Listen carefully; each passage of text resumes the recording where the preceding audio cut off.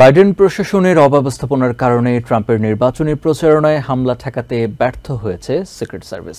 শনিবার ট্রাম্পকে হত্যাচেষ্টা সংক্রান্ত প্রতিবেদন প্রকাশ করে সেনেট জুডিশিয়ারি কমিটি। প্রতিবেদনে বলা হয়, ঘটনার 10 দিন আগে সিক্রেট সার্ভিস কর্মকর্তারা হামলার বিষয়ে জানলেও যোগাযোগ ব্যর্থতার কারণে প্রয়োজনীয় পদক্ষেপ নিতে ব্যর্থ হয়েছে। এছাড়াও নতুন ও অনভিজ্ঞ এজেন্টদের ঘটনাস্থলে পাঠানো হয়েছে বলেও উল্লেখ করা হয় প্রতিবেদনটিতে।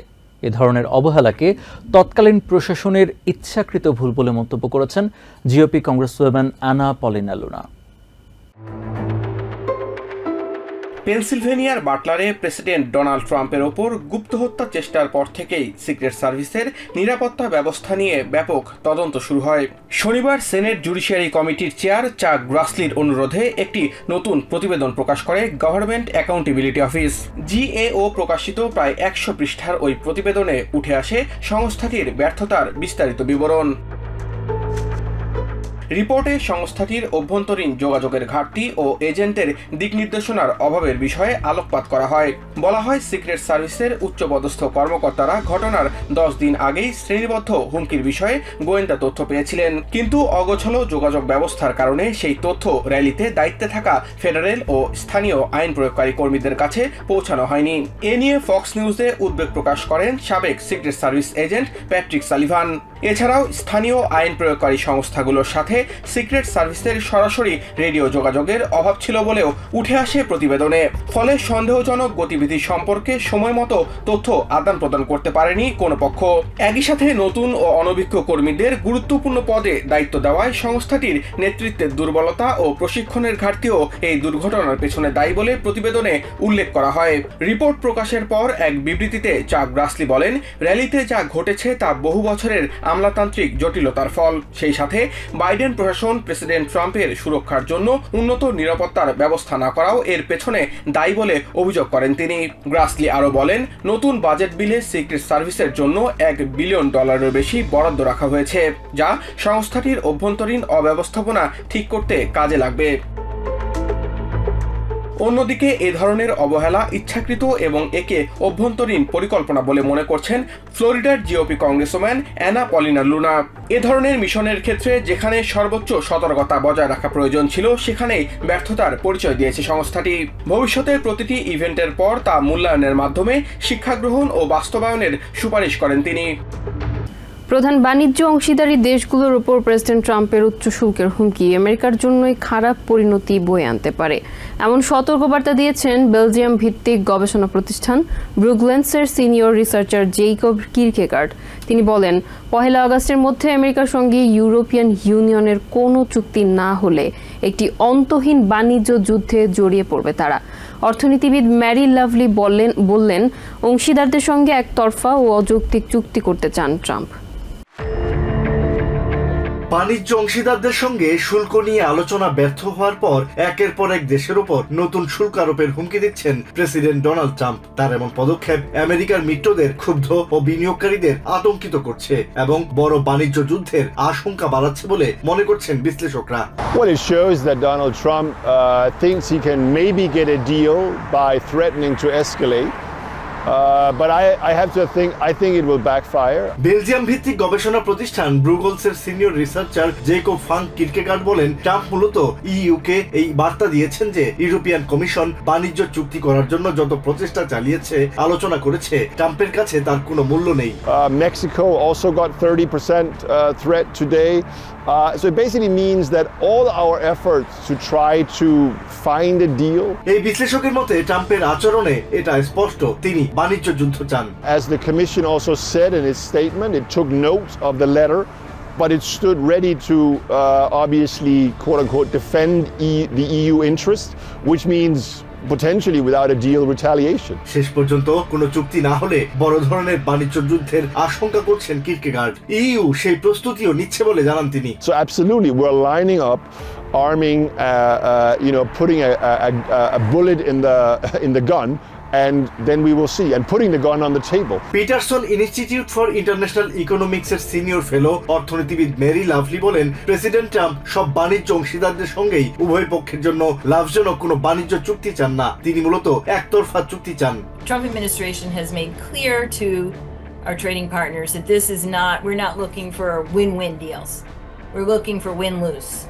We want to get and more than we give. In fact, we want to give zero. বারবার নতুন শুল্ক ঘোষণা এবং তার স্থগিতের ফলে অর্থনীতিতে একটি অস্থিতিশীল পরিস্থিতির সৃষ্টি হয়েছে বলে উল্লেখ করেন তিনি। The tariffs have been on again, off again. It's created enormous amount of uncertainty. We saw the port volumes hit record highs as companies were trying to forerun these tariffs. এর ফলে দ্রব্যমূল্য বৃদ্ধি, চাকরি হারানো সহ আরো অনেক নেতিবাচক প্রভাব পড়তে পারে বলে মনে করেন এই অর্থনীতিবিদ। So they have inventories. Those are going to come to an end, and we are going to see price increases, job losses, and how exactly, that's going to play out. We don't know. This is all unprecedented. Michigan ইউনিভার্সিটির অর্থনীতির অধ্যাপক Justin উরফার্স বলেন, president Trump মূলত তার পূর্ব ঘোষিত শুল্ক বাস্তবায়নে দ্বিগুণ জোর দিয়েছেন, জানিয়ে তিনি শঙ্কিত। তিনি আরো বলেন, ঐতিহাসিকভাবে কংগ্রেসের মাধ্যমে নতুন বাণিজ্য চুক্তি বাস্তবায়িত হয়ে আসছে, কারণ সংবিধান এই ক্ষমতা কংগ্রেসকেই দিয়েছে, কিন্তু ট্রাম্প তা করছেন নির্বাহী আদেশের মাধ্যমে। ডেমোক্রেটিক কংগ্রেসম্যান জেমি রাস্কিন বলেন, ডোনাল্ড ট্রাম্প তার নিয়ন্ত্রণ হারিয়ে ফেলেছেন। তিনি বলেন, শুল্ক নির্ধারণের এখতিয়ার সবসময় কংগ্রেস হাতেই রয়েছে। প্রাইমারিতে ঐতিহাসিক জয় পাওয়ার পরও চূড়ান্ত নির্বাচনে নিউ ইয়র্কের সিনিয়র ডেমোক্রেট লিডারদের এন্ডোর্সমেন্ট পাননি Zohran Mamdani. Senate minority leader Chuck Schumer এবং house minority leader Hakeem Jeffries এ বিষয়ে বিস্ময়করভাবে এখনও চুপ রয়েছেন, যা রাজনৈতিক মহলে নানা আলোচনার জন্ম দিচ্ছে। বিশ্লেষকরা মনে করছেন, নিজেদের ব্যক্তিগত স্বার্থেই মামদানির ব্যাপারে চুপ রয়েছেন তারা। 3 দফা র্যাঙ্ক চয়েস ভোটের গণনা শেষে চলতি সপ্তাহে প্রাপ্ত ফলাফল বলছে, নিউ ইয়র্ক সিটির ডেমোক্রেটিক প্রাইমারির ইতিহাসে সর্বোচ্চ ভোট পেয়েছেন জোরান মামদানি। মামদানির প্রাপ্ত ভোট 565,639। এর আগে 1989 ও 1973 সালের ডেমোক্রেটিক প্রাইমারিতে সর্বোচ্চ 547,000 ভোট পেয়েছিলেন জয়ী প্রার্থী। মামদানির এবারের একক ভোট শুধু সর্বোচ্চই নয়, 2017, 2009, 2005, 1997 এবং 1993 সালের ডেমোক্রেটিক প্রাইমারিতে অংশ নেয়া সব প্রার্থীর চেয়েও বেশি। বিস্ময়কর এই জয়ের পর রিপাবলিকান প্রেসিডেন্ট, ভাইস প্রেসিডেন্ট সহ বিরোধী শিবির তার সমালোচনা মুখর। তবে ডেমোক্রেটদের অনেককে বিস্মিত করেছে, প্রাইমারিতে জয়ী হওয়ার পরও দলের ভিতরেই তার সমালোচনা করছেন একটি অংশ। মামদানি প্রোগ্রেসিভ সোশ্যালিস্ট, তাই তাকে মেনে নিতে পারছেন না মূলধারার ডেমোক্রেটিক কংগ্রেসম্যান, সেনেটররা। সাধারণত প্রাইমারির আগে শীর্ষ নেতারা এন্ডোর্স না করলেও রীতি অনুযায়ী প্রাইমারিতে নির্বাচিত হওয়ার পর নিউ ইয়র্কের ডেমোক্রেটিক লিডাররা মামদানিকেই এন্ডোর্স করার কথা। সেখানেও বিস্ময়করভাবে নীরব রয়েছেন নিউ ইয়র্ক থেকে নির্বাচিত সেনেট ও হাউজে ডেমোক্রেটিক 2 শীর্ষ লিডার চাক শুমার ও হাকিম জেফ্রিজ। গভর্নর কেথি হুকুলও মুখ খুলছেন না। আরেক সেনেটর ক্রিশ্চিয়ান জিলিভ্যান্ড শুরুতে মামদানিকে জিহাদি বলে সমালোচনা করলেও নির্বাচিত হওয়ার পর তার কাছে এই বক্তব্যের জন্য দুঃখ প্রকাশ করেছেন। তবে অবশেষে নীরবতা ভেঙে চলতি সপ্তাহে মামদানির সাথে বৈঠক করার কথা বলছেন হাকিম জেফ্রিজ। রাজনৈতিক বিশ্লেষকরা মনে করছেন, ডেমোক্রেটিক পার্টির ভিতরে চলমান সোশ্যালিস্ট বনাম ক্যাপিটালিস্ট দ্বন্দ্বের কারণেই নিজেদের ভবিষ্যৎ রাজনৈতিক ক্যারিয়ারের সাথে চুপ রয়েছেন নিউ ইয়র্কের শীর্ষ নেতারা। ওরা দিচ্ছে না কারণ Zohran Mamdani is a socialist, right? আর আমেরিকা হচ্ছে কান্ট্রিটা হচ্ছে ক্যাপিটালিস্ট কান্ট্রি।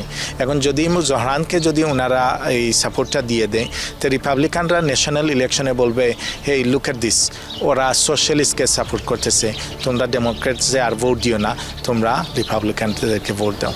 তবে নভেম্বরে চূড়ান্ত নির্বাচনের দিন ঘনিয়ে আসার আগে মামদানির পক্ষে বিপক্ষে নিউ ইয়র্কের ডেমোক্রেটরা আরও সরব হবেন বলে মনে করছেন রাজনৈতিক বিশ্লেষকরা। জেফ্রি আপস্টেনের মামলার তদন্তের জেরে এফবিআই ডেপুটি ডিরেক্টর ড্যান বঞ্জিনোর সঙ্গে বিরোধে অ্যাটর্নি জেনারেল প্যাম বন্ডিকে সমর্থন দিচ্ছেন প্রেসিডেন্ট ট্রাম্প। শনিবার সামাজিক মাধ্যমে এক দীর্ঘ বার্তায় ট্রাম্প বলেন, বন্ডি চমৎকার কাজ করে যাচ্ছেন। তাকে নিয়ে সমালোচনা বন্ধ করতে নিজ দলের লোকজনকে নির্দেশ দেন তিনি। প্রেসিডেন্ট বলেন, এপস্টিনকে নিয়ে ষড়যন্ত্র তত্ত্বে কেউ আগ্রহী নয়। এদিকে ট্রাম্পের বিরুদ্ধে মামলায় সাবেক স্পেশাল কাউন্সিল জ্যাক স্মিথের সহায়তাকারী অন্তত 20 প্রসিকিউটর এবং স্টাফকে বরখাস্ত করেছেন বন্ডি বলে খবর দিয়েছে এবিসি নিউজ। নির্বাচনী হস্তক্ষেপ, ফল উল্টে দেওয়ার চেষ্টা এবং ক্যাপিটাল দাঙ্গার মতো ফেডারেল মামলায় প্রেসিডেন্ট ট্রাম্পকে অযথা হয়রানি করা হয়েছে বলে দাবি কট্টরপন্থী রিপাবলিকানদের। তারা মনে করেন বাইডেন প্রশাসনের পক্ষপাতদুষ্ট জাস্টিস ডিপার্টমেন্ট ট্রাম্পকে হেয় করার উদ্দেশ্যেই ওই মামলাগুলো দায়ের করেছিল। এজন্য ট্রাম্প দ্বিতীয় দফায় ক্ষমতায় বসার পর গঠিত হয় ওয়েপনাইজেশন ওয়ার্কিং গ্রুপ, যাদের দায়িত্ব প্রেসিডেন্টের বিরুদ্ধে মামলায় সাবেক স্পেশাল কাউন্সিল জ্যাক স্মিথকে কারা সহায়তা করেছিল তাদের খুঁজে বের করা। এরই অংশ হিসেবে স্মিথের সহায়তাকারী অন্তত 20 প্রসিকিউটর এবং স্টাফকে বরখাস্ত করা হয়েছে। সূত্রের বরাতে এবিসি নিউজ বলছে, জাস্টিস ডিপার্টমেন্টের বিশেষ গ্রুপটি সংশ্লিষ্টদের চিহ্নিত করেছে। এরপর চিঠি পাঠিয়ে তাদের বরখাস্তের আদেশ দিয়েছেন খোদ অ্যাটর্নি জেনারেল প্যাম বন্ডি। এদিকে অপ্রাপ্তবয়স্কদের যৌন কাজে বাধ্য করার অপরাধে অভিযুক্ত জেফ্রি এপস্টিনের মামলার তদন্তের জের ধরে এফবিআইয়ের ডেপুটি ডিরেক্টর ড্যান বঞ্জিনোর সঙ্গে বিরোধে বন্ডিকেই সমর্থন দিচ্ছেন প্রেসিডেন্ট। শনিবার সামাজিক মাধ্যমের এক দীর্ঘ বার্তায় ট্রাম্প বলেন, প্যাম চমৎকার কাজ করে যাচ্ছেন। তাকে নিয়ে সমালোচনা বন্ধ করতে নিজ দলের লোকজনকে নির্দেশ দিয়েছেন তিনি। প্রেসিডেন্ট বলেন, এপস্টিনকে নিয়ে ষড়যন্ত্র তত্ত্বে কেউ আগ্রহী নয়। গত বুধবার জেফ্রির মামলার কিছু নথি প্রকাশ নিয়ে অ্যাটর্নি জেনারেলের সঙ্গে তর্কে জড়িয়ে পড়েন বঞ্জিনো। এ নিয়ে তাদের মধ্যে বিরোধের সূত্রপাত হয়। কয়েকটি সূত্র জানিয়েছে, পদত্যাগের কথা ভাবছেন এফবিআই ডেপুটি ডিরেক্টর। আমেরিকার ইতিহাসে সবচেয়ে বড় গণবিতরণ অভিযান চালানোর ঘোষণা দিলেন ট্রাম্পের বর্ডার জার টম হোম্যান। শনিবার ফ্লোরিডার ট্যাম্পাতে স্টুডেন্টস অ্যাকশন সামিটে কথা বলেন তিনি। হোম্যান জানান, ইতোমধ্যে দেশ থেকে 150,000 অবৈধ অভিবাসীকে বিতাড়িত করা হয়েছে, যাদের অধিকাংশই দাগী অপরাধী। এ সময় তিনি হুঁশিয়ারি দিয়ে বলেন, আইসের অভিযানে যারাই বাধা দেবে তাদের কাউকেই ছাড় দেওয়া হবে না। দেশের ইতিহাসে সীমান্ত এখন সবচেয়ে সুরক্ষিত দাবি করে হোম্যান বলেন, নারী ও শিশু পাচার অনেকাংশেই কমে এসেছে। একই অনুষ্ঠানে ডিএইচএস সেক্রেটারি ক্রিস্টিনোম দাবি করেন, গত 2 মাসে শরণার্থী প্রবেশের সংখ্যা শূন্যে নেমে এসেছে। অন্যদিকে সাউদার্ন ক্যালিফোর্নিয়ায় নির্বিচারে আইসের অভিযানে বন্ধে ফেডারেল বিচারকদের নির্দেশকে স্বাগত জানিয়েছেন লস এঞ্জেলেস মেয়র ক্যারেন বাস।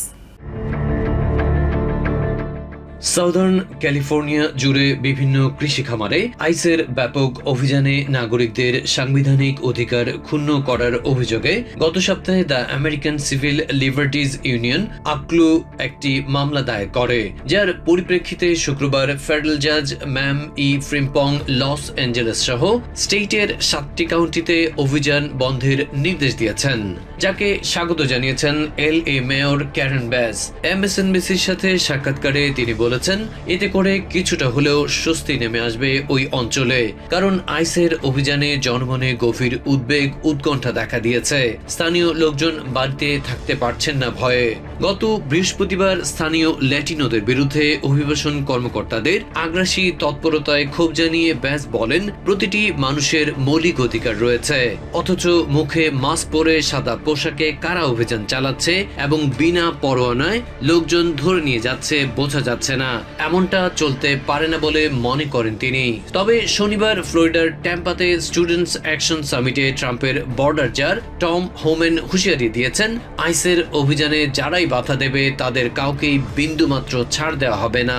আমেরিকার ইতিহাসে সবচেয়ে বড় গণবিতরণ অভিযান চালানোর ঘোষণা দিয়ে হোম্যান বলেন, ইতিমধ্যে দেশ থেকে 150,000 অবৈধ অভিবাসী বিতাড়িত করা হয়েছে, যাদের অধিকাংশই দাগী অপরাধী।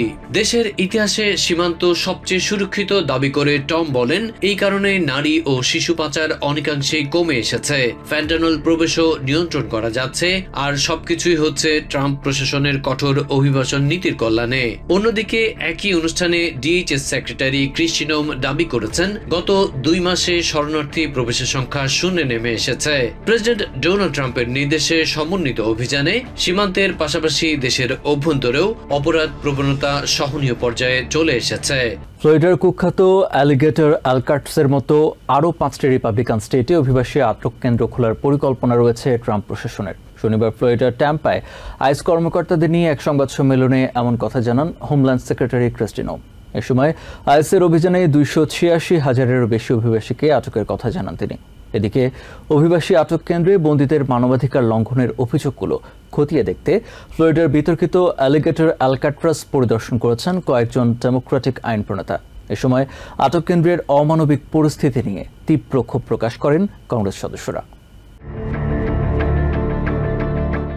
ফ্লোরিডার দুর্গম এভারগ্লেডসের গভীরে অবস্থিত একটি ফেডারেল অভিবাসন আটক কেন্দ্র তার কঠোর পরিবেশ ও কথিত অমানবিক অবস্থার জন্য দীর্ঘদিন ধরে সমালোচিত হয়ে আসছে।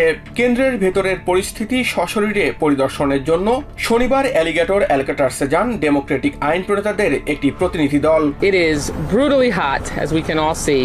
There are insects everywhere. These are not conditions that you should ever put anyone in. ফ্লোরিডার স্টেট কংগ্রেস সদস্য ডেবি ওয়াসারম্যান শার্লস বলেন, সাপ ও কুমিরে ভরা জলাভূমির মাঝে এমন দুর্বল স্থাপনা তৈরির মূল উদ্দেশ্যই হলো নির্মমতা দেখানো। Flimsy infrastructure in the middle of the Everglades in a swamp where they bragged about it being surrounded by alligators and pythons. I mean, the whole point is to, look tough. কেন্দ্রটিকে Republican প্রশাসনের আরেকটি অন্ধকার অধ্যায় হিসেবে বর্ণনা করেন state কংগ্রেসের Democratic representative Darren সোটো।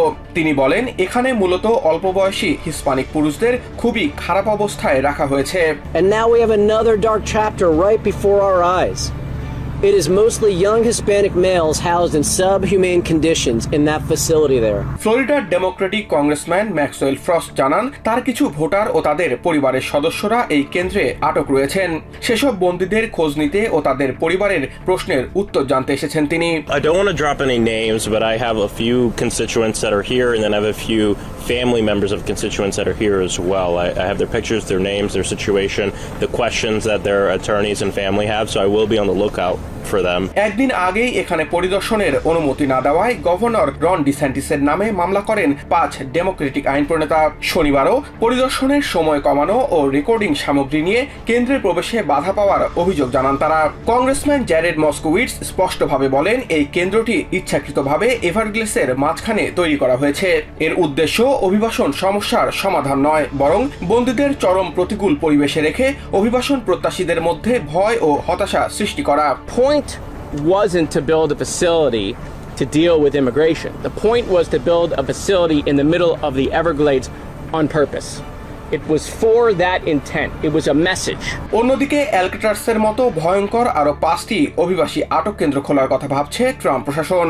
শনিবার ট্যাম্পায় আয়োজিত এক সংবাদ সম্মেলনে হোমল্যান্ড সেক্রেটারি ক্রিস্টি নোম বলেন, স্টেট নিয়ন্ত্রিত আরো 5টি আটক কেন্দ্র চালুর বিষয়ে গভর্নরদের সাথে আলোচনা করেছেন তিনি। Alligator Alcatraz is held to the same standards that all federal facilities are. I'm having ongoing conversations with 5 other governors about facilities that they may have. I haven't asked those governors if I can share their names, but announcements will be coming soon. এ সময় আইসের অভিযানে আটক প্রায় 300,000 অভিবাসীর কথা উল্লেখ করে তিনি বলেন, এদের মধ্যে অনেক কুখ্যাত সন্ত্রাসী ও অপরাধী রয়েছে। We have arrested 600 known or suspected terrorists off of our streets, and we've arrested over 2,700 known members of the Tren de Aragua gang and gotten them out of the United States of America. তাদের বিতরণের আগে রাখার জন্য অনেক জায়গা প্রয়োজন বলে জানান সেক্রেটারি নোম। We need to double our capacity in detention beds because we need to facilitate getting people out of this country as fast as possible and to sustain our operations. টেক্সাসে ভয়াবহ বন্যার ক্ষয়ক্ষতি কাটিয়ে ওঠার আগেই আবারও বৈরী আবহাওয়ার ঝুঁকিতে দেশের মিলিয়ন মানুষ। শনিবার ন্যাশনাল ওয়েদার সার্ভিস জানায়, বিরূপ আবহাওয়ায় ইস্টার্ন মিশিগান থেকে নর্দার্ন কেন্টাকি পর্যন্ত বিস্তীর্ণ এলাকার অন্তত 19 মিলিয়ন মানুষ ঝুঁকিতে। এছাড়া ওহাইও থেকে ওয়েস্টার্ন কেন্টাকি পর্যন্ত অন্তত 12 মিলিয়ন বাসিন্দা বিরূপ আবহাওয়ার মুখে পড়বেন বলেও সতর্ক করা হয়েছে। অন্যদিকে ওয়াশিংটন থেকে গ্র্যান্ড ক্যানিয়ন পর্যন্ত প্রায় 14 মিলিয়ন মানুষ তীব্র তাপপ্রবাহের ঝুঁকিতে পড়েছেন। সপ্তাহের শেষ ভাগে মিডওয়েস্টের বাসিন্দারা তীব্র বজ্রঝড়ের কবলে পড়বেন বলে সতর্কতা জারি করেছে ন্যাশনাল ওয়েদার সার্ভিস। এছাড়া সাউদার্ন অঞ্চলে আকস্মিক বন্যার সতর্কতার মধ্যে পড়েছেন কয়েক মিলিয়ন বাসিন্দা। ন্যাশনাল ওয়েদার সার্ভিস জানিয়েছে সপ্তাহান্তে মিডওয়েস্টের বিস্তীর্ণ এলাকা জুড়ে শক্তিশালী ঝড় বয়ে যেতে পারে। এছাড়া ঝড়ের কারণে আইওয়া, নর্দার্ন মিজৌরি এবং ইলিনয়ের বেশ কিছু অংশে স্থানীয়দের দৈনন্দিন জীবনযাপন ব্যাহত হতে পারে।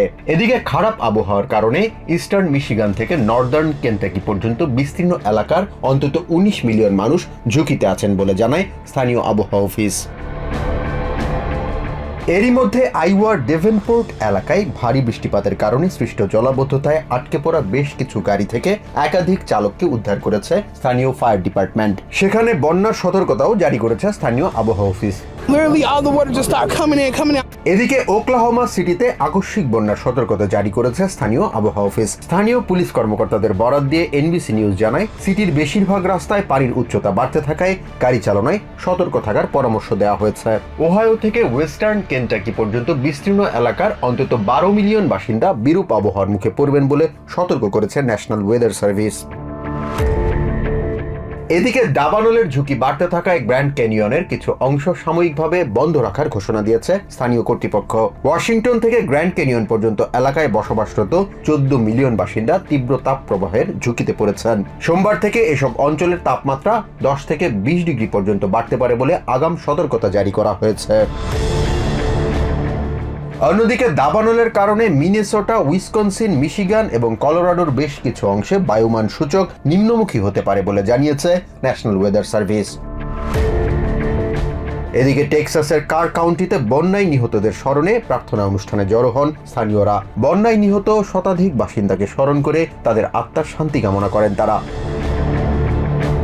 এদিকে টেক্সাসের বন্যায় নিখোঁজ অন্তত 170 জন বাসিন্দাকে খুঁজে পেতে অনুসন্ধান চালিয়ে যাচ্ছে বিভিন্ন সংস্থার উদ্ধারকারী দলের সদস্যরা। নিউ ইয়র্ক থেকে সম্প্রচারিত TVN 24 টেলিভিশন বিশ্বজুড়ে বাঙালির কণ্ঠস্বর।